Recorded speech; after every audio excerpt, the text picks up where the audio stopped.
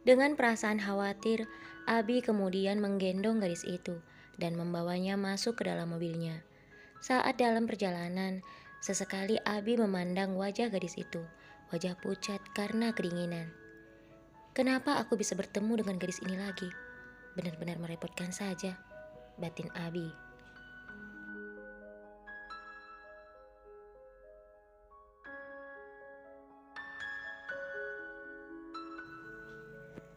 Abi benar-benar merasa kerepotan semenjak Pak Hendro dan juga Bu Dewi pulang ke kampungnya.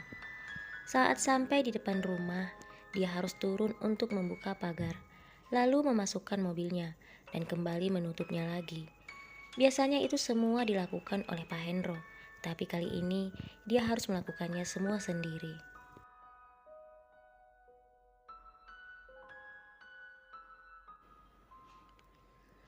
Saat sampai di depan pintu, lagi-lagi Abi harus kerepotan mencari kunci rumahnya.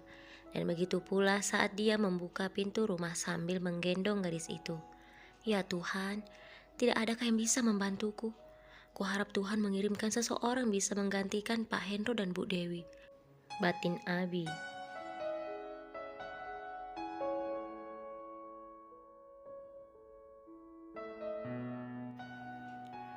Abi melanjutkan perkataannya.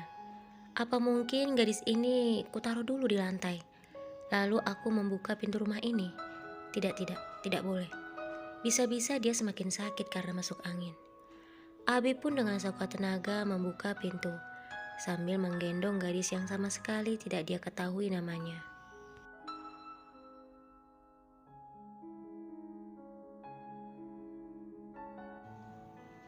Saat masuk ke dalam rumah, lagi-lagi Abi terlihat bingung. Harus membawa gadis itu kemana? Lalu akhirnya dia pun memutuskan untuk membawa gadis itu ke kamarnya dan membaringkannya tepat di atas tempat tidurnya. Melihat baju gadis itu basah kuyup, Abi bertanya-tanya apa yang harus dia lakukan.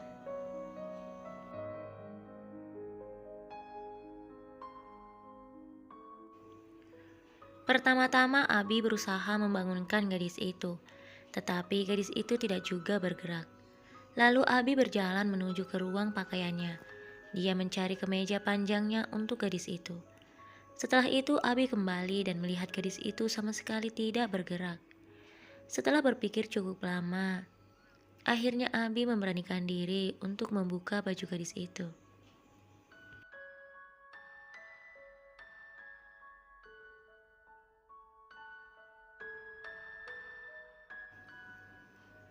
Abi membuka baju gadis itu dengan sangat hati-hati sambil memejamkan matanya.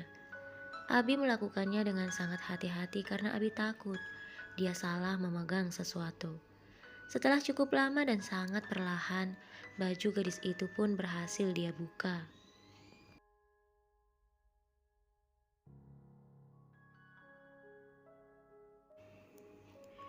Tidak cukup sampai di situ saja.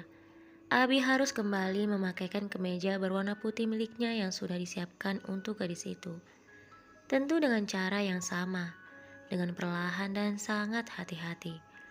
Meski kamar Abi ber-AC, namun keringat mengalir keluar dari dalam tubuhnya.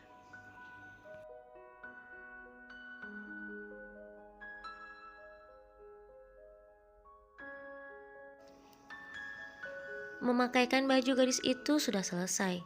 Sekarang Abi mencari cara bagaimana membuat gadis itu sadar. Setelah berpikir sejenak, ide Abi pun muncul. Dengan perlahan, Abi mendekati wajah gadis itu dan hendak memberinya nafas buatan. Namun saat bibir Abi begitu dekat, gadis itu sadar dan langsung berteriak.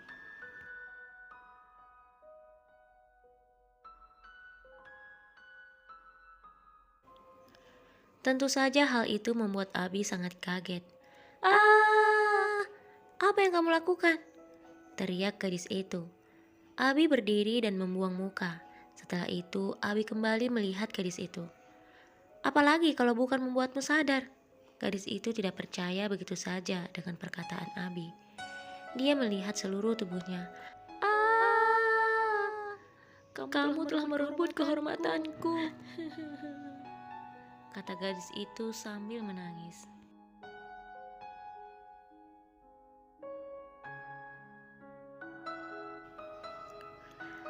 Abi semakin kaget mendengar perkataan gadis itu. Apa yang kamu katakan? Aku sudah menolongmu, tapi bukannya berterima kasih. Kamu malah menuduhku yang tidak-tidak, kata Abi kesal.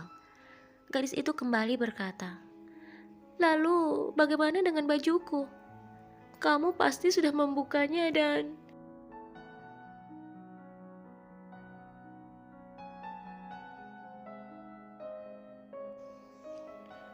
Abi menutup mulut gadis itu dengan tangannya. Berhentilah menangis, aku tidak melakukan apapun padamu. Aku hanya berusaha menolongmu. Tadi bajumu basah kuyup, jadi aku menggantinya dengan bajuku. Gadis itu kemudian bertanya, lalu bagaimana caranya kamu mengganti bajuku? Itu artinya kamu melihat... Gadis itu kembali menangis.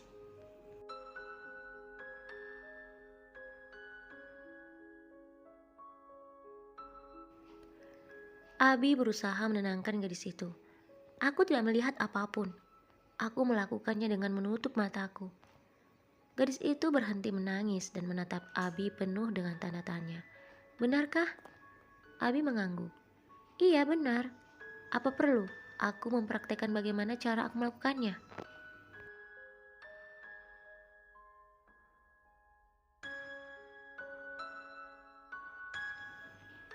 Gadis itu dengan cepat berkata, tidak perlu. Aku percaya padamu. Gadis itu kemudian melihat ke sekeliling ruangan itu. Aku ada di mana ini? Abi kemudian duduk di sebuah kursi yang tak jauh dari gadis itu sambil berkata, tentu saja di kamarku. Memangnya di mana lagi? Gadis itu terlihat heran. Kamar? Ruangan sebesar ini kamu bilang kamar?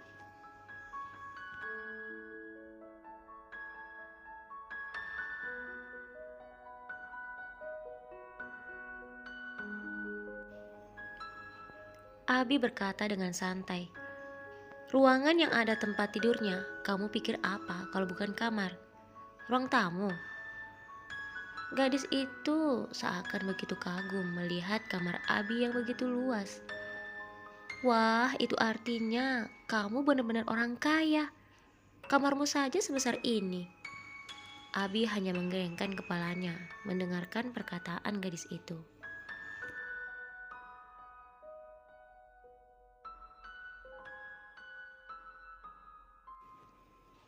Gadis itu kemudian menatap Abi dengan tatapan yang tajam. Tentu saja hal itu membuat Abi merasa aneh. Ada apa? Kenapa kamu menatapku seperti itu? Gadis itu kemudian berkata sambil menunjuknya. Kamu laki-laki yang tadi pagi itu kan?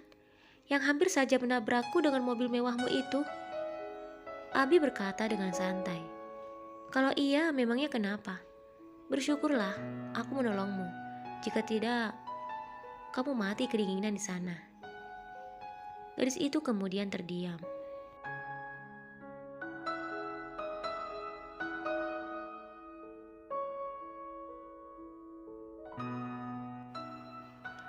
Abi melirik gadis itu yang terlihat sedih.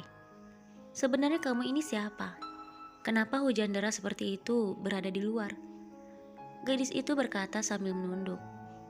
Aku sedang mencari pekerjaan. Aku sudah mencari keliling kota ini dan semua kantor sudah aku datangi. Tetapi tidak ada satupun yang mau menerimaku dengan alasan ijazah. Abi kembali bertanya, memangnya ijazahmu ijazah apa?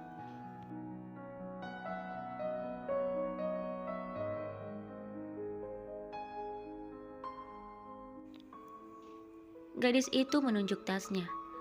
Ijazahku ada di dalam tasku itu. Kamu bisa melihatnya sendiri. Aku lulusan apa?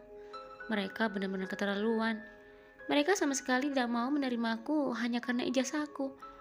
Padahal kan aku sekolah sekian lama hanya untuk mendapatkan ijazah itu.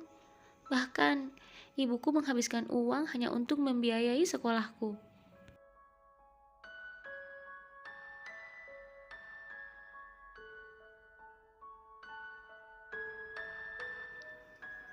Saat Abi melihat ijazah gadis itu, Abi kemudian tertawa terbahak-bahak.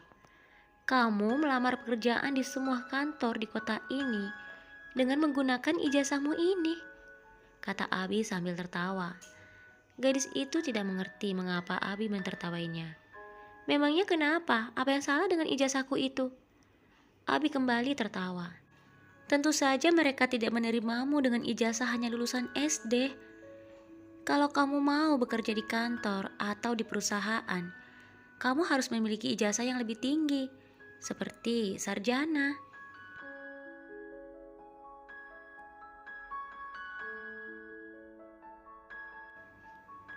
Gadis itu tertunduk. Tapi hanya ijazah itu yang aku punya. Abi merasa kasihan dengan gadis itu. Lalu dia kembali melihat nama gadis itu yang tercantum di ijazahnya. Jadi namamu Ajeng. Gadis itu lagi-lagi terlihat heran. Bagaimana kamu tahu kalau namaku Ajeng? Mendengar perkataan gadis itu, Abi menepuk keningnya.